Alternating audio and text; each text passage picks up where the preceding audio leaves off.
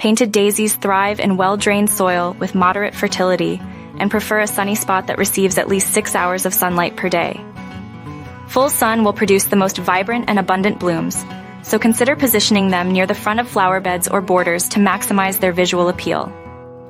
Begin by loosening the soil to a depth of about 12 inches and work in some organic matter like compost or well-rotted manure to improve soil structure and fertility. Ensuring good drainage is vital, so consider adding coarse sand or grit to improve drainage if your garden soil is heavy clay or tends to retain water. You can start your daisies from seeds, nursery-grown plants, or divisions from an existing plant.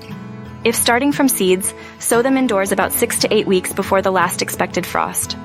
For nursery-grown plants or divisions, dig a hole slightly larger than the root ball and place the plant at the same depth it was growing in its previous container. Water your plants regularly during dry periods, aiming to provide about 1 inch of water per week. Deadheading can encourage continual blooming and prevent self-sowing. Keep vigilant for common pests such as aphids and spider mites, and use organic methods if necessary.